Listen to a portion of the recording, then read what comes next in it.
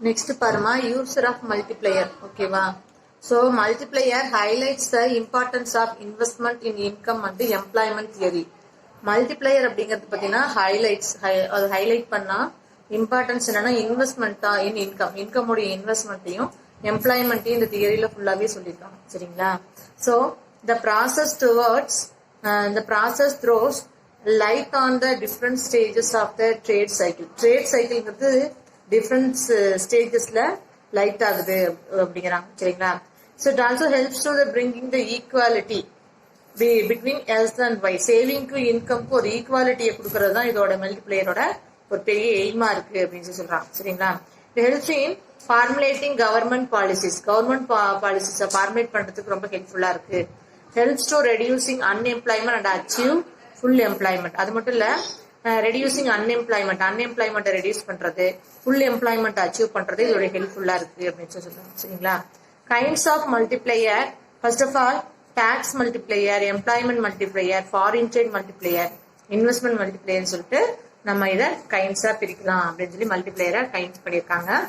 Next the accelerator principles. The original of accelerator principles can be traced back in the writings of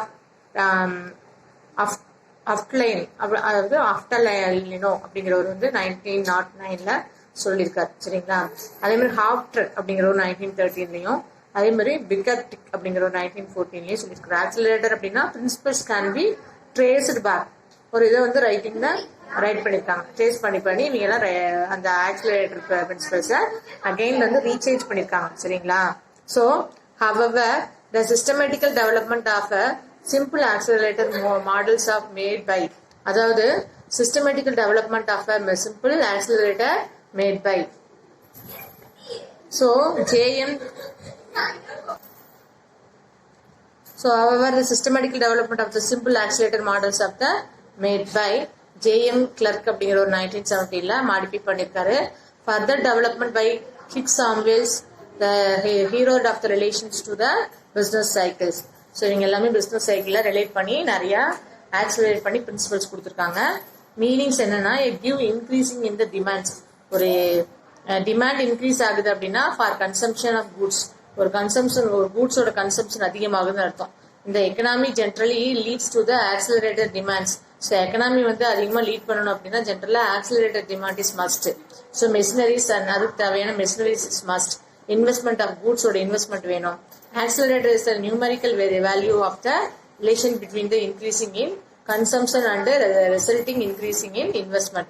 Accelerator அப்படின்னா numerical valueல சொல்லலாம் சரிங்களா. So relation between increasing in consumption resulting increasing in investment இருக்கிற relationship சொல்றாங்க.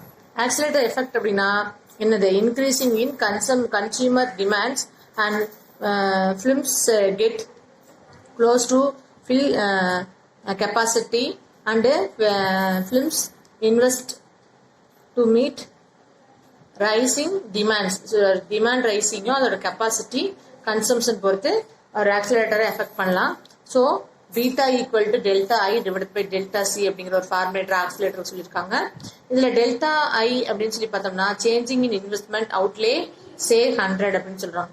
So அப்போ ஒரு இன்வெஸ்ட்மெண்ட்டோட outlay வந்து 100ல இருக்கு அப்படின்னா சி என்ன சொல்றாங்கன்னா அதாவது கன்சம்ஷன் டிமாண்ட் வந்து 50 அப்படின்னு சொல்லி சொல்றாங்க. The accelerator express the ratio of net changes in investment, changes in consumption. ஒரு ஆக்சிலரேட்டர் எப்படி எக்ஸ்பிரஸ் பண்ணலாம்னா ரேஷியோல சேஞ்சஸ் இன் இன்வெஸ்ட்மெண்ட்டுக்கும் சேஞ்சஸ் இன் கன்சம்ஷனுக்கும் நடுவில் டிஃபரன்ஸை சொல்லலாம் அப்படின்னு சொல்றாங்க சரிங்களா. ஸோ இதோட டெஃபனிஷன் சொன்னோம்னா accelerator coefficients is the ratio between including the investment and initial changes in consumption. அந்த இன்வெஸ்ட்மெண்ட்டுக்கும் இனிஷியல் சேஞ்சஸ் இன் கன்சம்ஷனுக்கு இருக்கிற ரேஷியோ தான் ஆக்சிலரேட்டர் கோஎஃபிஷியன்ஸ் அப்படிங்கிறாங்க. Assume the expenditures of ₹50 crores on consumption goods if industries leads to investments ₹100 crores. So investment 100 crores இருந்தா அதோட consumption கண்டிப்பா 50 crores இருக்கும். So investment goods is industries, we can the accelerator is 2. So இதை divide பண்ணோம்னா நம்மளுடைய accelerator எப்படின்னு சொல்லி பார்த்தோம்னா 2 அப்படின்னு சொல்லி நம்ம ஆக்சிலரேட்டர் வேல்யூவை தெரிஞ்சுக்கலாம். ஸோ இதோட அசம்ஷன்ஸ் என்ன சொல்றாங்க அப்படின்னா absence of excess capacity in consumer goods industries. So consumer goods வந்து இண்டஸ்ட்ரீஸ்ல அதிகமான கெப்பாசிட்டிஸ் இருக்கு. So constant capital minus output ratio. So கான்ஸ்டன்டான கேபிட்டல் கூட அவுட்புட் ரேஷியோ லெஸ் பண்ணலாம். So increasing in demand is assumed to be permanent. So demand increase ஆகிறதுங்கிறது பார்த்தீங்கன்னா permanent அப்படின்னு சொல்றாங்க. Supply to fund and other inputs is quite elasticity. சரிங்களா? So capacity goods are perfectly divisibles in any requirement size. So capital goods அப்படிங்கிறது பார்த்தீங்கன்னா perfectly divide in any requirement size. ரெக்யூர்மெண்டோட size பொறுத்து அதோட கேபிட்டலோடைய கூட்ஸோட அளவு சேஞ்சஸ் ஆகும் அப்படின்னு சொல்லி சொல்றாங்க. ஓகேவா? So did understand for this கான்செப்ட்மா. நெக்ஸ்ட் வந்து பாத்தீங்கன்னா operational of the accelerator principle பத்தி சொல்றாங்க. அதுல என்ன சொல்றாங்க அப்படின்னு சொல்லி பார்த்தோம்னா, let us consider to the simple examples of operating of accelerator. Maybe இல்லஸ்ட்ரேஷன்ல அழகா ஆக்சிலரேட்டரை பத்தி சிம்பிளா ஒரு எக்ஸாம்பிள் சொல்றாங்க. Let us suppose it's order ஒரு ப்ராடக்ட் ஆர்டர் பண்றாங்க. 1000 கன்சியூம்டு கூட்ஸும் 100 மெஷின்ஸ் ஆர் ரெக்யூர். ஒரு 1000 கன்சியூமர் கூட்ஸை வந்து ரெடி பண்றதுக்கு 100 மெஷின்ஸ் இஸ் ரெக்யூர் பண்றாங்க. ஒரு 100 மெஷின் இருந்தா மட்டும்தான் ஒரு 1000 கன்சம்ஷன் கூட்ஸ் நம்மளால ஆர்டர் பண்ண முடியும். So also suppose that working life is machinery is 10 years. So அந்த மெஷினோட ஒர்க்கிங் லைஃப் இயர் எவ்வளவு இருக்குன்னா 10 years இருக்கும். This means every year 10 machines have to be replaced order to maintain the constant of flow 1000 consumer goods. அப்ப every 10 years once கண்டிப்பா ஒரு 10 மிஷினரியை வந்து நம்ம ஆல்ட்ரேட் பண்ணிட்டே வந்தா மட்டும்தான் ஒரு 1000 கன்சூமர் குட்ஸ் நம்ம ரெகுலரா நம்மளால ப்ரொடக்ஷன் பண்ண முடியும். This might to the called the replacement demand. இதான் என்ன சொல்றாங்கன்னா replacement of demand அப்படிங்கிறாங்க. Suppose the demand of consumer goods is rise to 10%. ஒருவேளை 1100 goods வந்து வேணும், கன்சம்ஷன் goods உடைய ரைஸ் அது ப்ரொடக்ஷனோட அளவு 10% ரைஸ் பண்றாங்க அப்படின்னா 1100 மாறிடும். கன்சம்ஷன் goods வந்து 1000ல இருந்து 1100 மாறுது. The result of increasing in demand. அப்ப 10 more machines வந்து நம்ம இப்போ 100 மெஷின் வச்சு செஞ்சுட்டு இருந்தோம் அப்படின்னா 110 மெஷின் வச்சு நம்ம 110 மெஷின் வச்சு செஞ்சா மட்டும்தான் 1100 கூட்ஸ் நம்மளால ஃபுல்ஃபில் பண்ணி ப்ரொடக்ஷன் பண்ண முடியும். So 10 more machineries increasing in demand. So that the total demands of the machines 20. ஒருவேளை ஒரு 20 வந்து டிமாண்ட் அதிகமாகுது அப்படின்னா 10 for the replacement of 10 meeting increasing demand. அப்போ அகைன் ஒன் மோர் 20 மெஷின் இன்னும் இன்க்ரீஸ் பண்ணீங்கன்னா இன்னும் 10% ஆஃப் டிமாண்டை நம்ம இன்க்ரீஸ் பண்ணணும். It may not to the here the 10% increasing in demand is consumer goods, 100% increasing in the demand machines. So கண்டிப்பா ஒரு consumer குட்ஸோட demand அதிகமாகுது அப்படின்னா மெஷினரியோட அளவு நம்ம என்ன பண்ணி தான் ஆகணுங்க, ரைஸ் பண்ணி தான் ஆகணும். ஃபார் த 10 to 20 அப்படிங்கிறப்ப so can concluding even a mild changes in the demand. So demand வந்து எப்பயா சேஞ்சஸ் ஆகுதுன்னா கண்டிப்பா consumer goods lead to the changes in investment. இன்வெஸ்ட்மெண்டோட அளவையும் நம்ம என்ன பண்ணி தான் ஆகணும், சேஞ்சஸ் பண்ணி தான் ஆகணும். ஸோ இன்வெஸ்ட்மெண்ட் டிமாண்ட் ரைஸ் ஆக நம்மளோட மெஷினரி இன்வெஸ்ட்மெண்டோட அளவும் நம்ம ரைஸ் பண்ண மட்டும் நம்ம டிமாண்டை ஃபில்ஃபில் பண்ண முடியும் அப்படிங்கிறது அதோட கான்செப்ட். Did you understand? இப்ப பாரு, this is one of the income level, this is one of the investment level. So investment level rise ஆக நம்மளுடைய இன்கம் லெவலும் என்ன ஆகிட்டே இருக்கும் அப்படின்னா ரைஸ் ஆகிட்டே இருக்கும். SS is the saving curve. So IA is the investment curve at the point even the economical in the equilibrium with OY1 income saving the investment are equal. So OI2ங்கிறது investment level அது அதிகமாயிட்டே இருக்கு. Increasing the income. So equilibrium point of one சமயத்துல இன்வெஸ்ட்மெண்ட்டும் இன்கமும் ஒரு equal டைமுக்கு வந்துருது அப்படின்னு சொல்லி அழகா நமக்கு டயக்ராம்ஸ்ல சொல்லியிருக்காங்க. ஓகேங்களா? நெக்ஸ்ட் வந்து பார்த்தோம் அப்படின்னா நம்ம கிட்ட ஸோ இன்கம் வந்து Y1 Y3 அப்படிங்கிறது have been due to the multiplier effect. So இதான் என்னன்னு சொல்றாங்க அப்படின்னா மல்டிப்ளையர் எஃபெக்ட் அப்படிங்கிறாங்க. So diagram assume the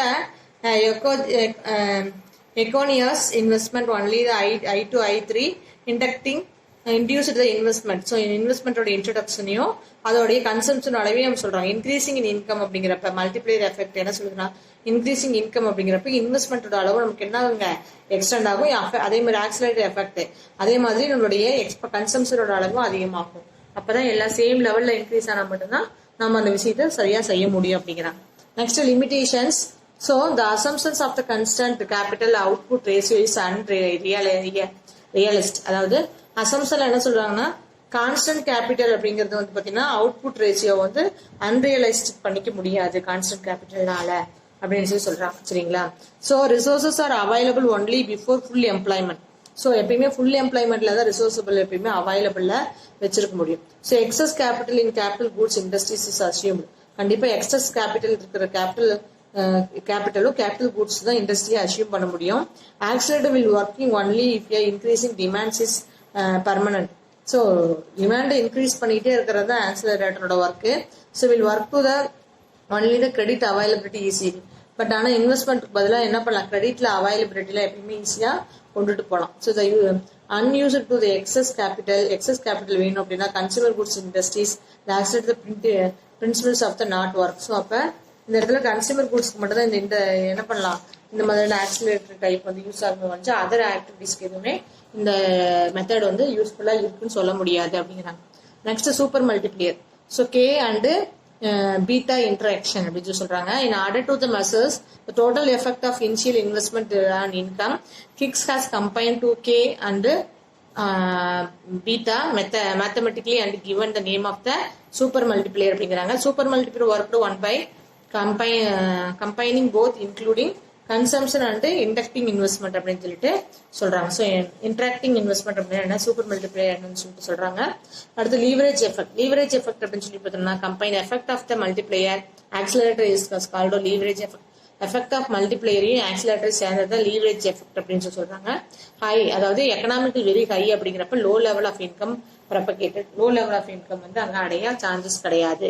so aggregated income equal to C plus I delta plus IP அப்படின்னு சொல்றாங்க. அதாவது consumer expenditures, autonomous investment including the private investment, இது எல்லாமே சேர்ந்தது தான் கன்சூமர் எக்ஸ்பெண்டிச்சர்ஸ், இது எல்லாமே சேர்ந்தது அக்ரிகேட்டட் இன்கம் அப்படின்னு சொல்றாங்க. ஓகேவா? So did you understand for this lesson மா? This lesson is over.